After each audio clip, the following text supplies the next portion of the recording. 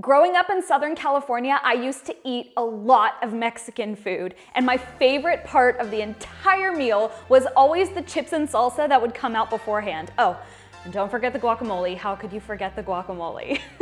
So I thought today I would make a tortilla chip alternative because tortilla chips aren't keto, but I love dipping them into my guacamole and my salsa. So I'm gonna make a keto-friendly version for you today that tastes amazing and goes with every single dip that you want to have. Grab your shredded mozzarella cheese, put that into a microwavable safe bowl.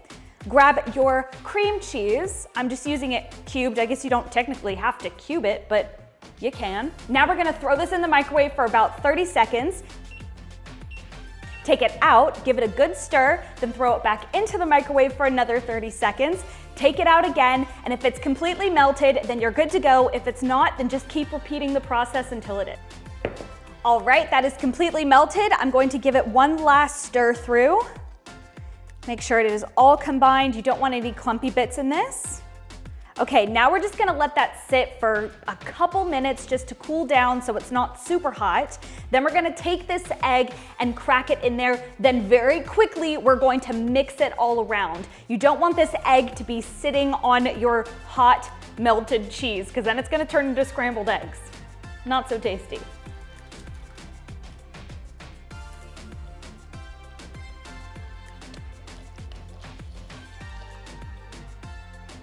It might take a little bit of time, but eventually the egg will completely go into all of that cheese.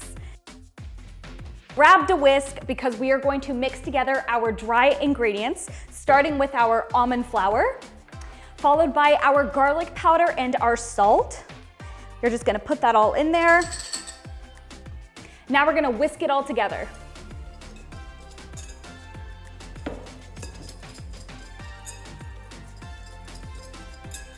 That should do it. Now we're gonna take this, put it to the side, grab your eggy cheesy mixture, bring that forward, and you're going to take your spatula and a little bit of your dry ingredients and you're gonna slowly add it into your wet eggy mixture, okay? So just like a spoonful at a time, and you're gonna just work it in there, really fold it in nicely. This is going to make our dough, and you'll really start to see it coming together the more you put in.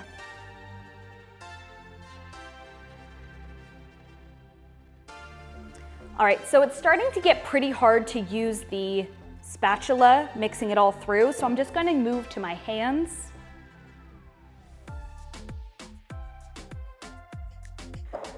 Okay, let's throw in the last bit of the dry ingredients and mix it all through. It's getting so much harder. That's good, that's exactly what you want, because we will be rolling this out. So you want it to be nice and firm. You don't want it to be too sticky. If it's too sticky, add more almond flour.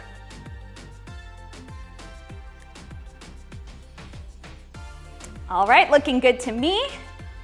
And done. We have our dough. Now it's time to throw it back into our bowl. Then we're gonna put it in the refrigerator for at least 10 minutes. It's important that you don't skip this step because when we roll it out, by refrigerating it, it helps prevent it from cracking. So do not skip this step. And when you are refrigerating it, you can go ahead and preheat the oven to 180 degrees Celsius, which is about 350 degrees Fahrenheit.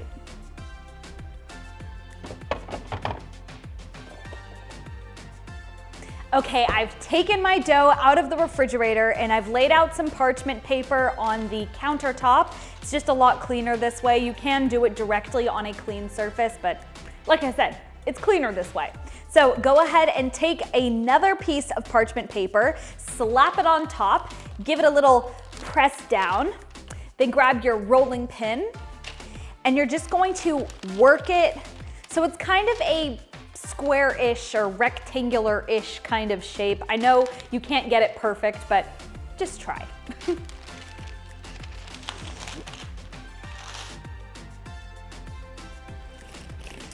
All right. Now I'm just going to lift up this parchment paper, feel in between. That feels good to me. So you want it to be a 1/2 centimeter thick, roughly. You don't want them too thick, you don't want them too thin. 1/2 centimeter is pretty good. Now we're just going to lift up that parchment paper, and we're gonna trim up the sides a little bit. We wanna make it look nice. I am using a pizza cutter here. I just found that it's the easiest tool to use. It does the cleanest cuts as well. All right, now I'm just gonna peel back those side bits.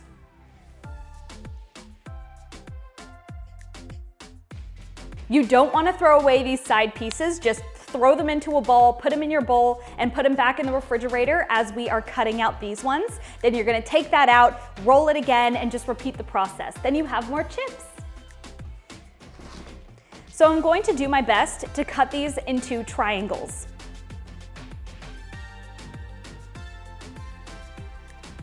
And you don't have to cut these into triangles. I just like to do it because it makes me feel like I'm having a tortilla chip, but you can just make them into squares if it's easier for you, whatever you like to dip with.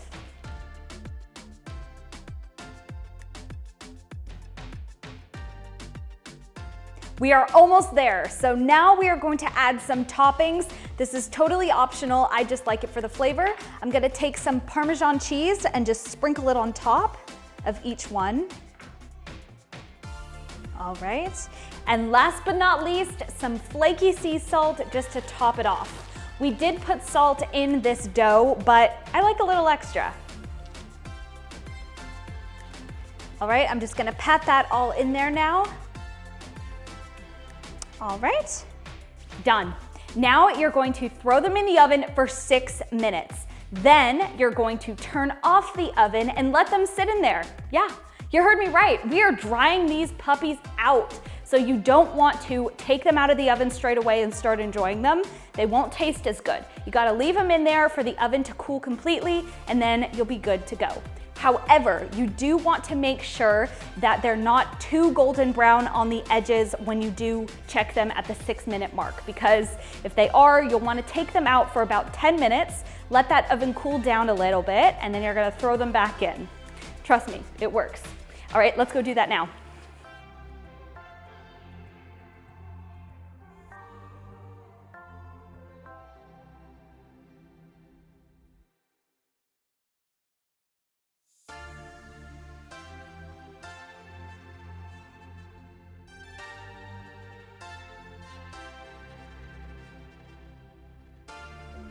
I've taken them out of the oven and they've cooled down completely. Let's give them a try.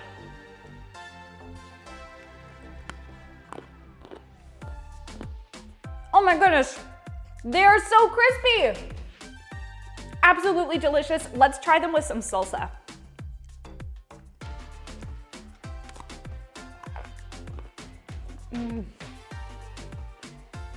Wow.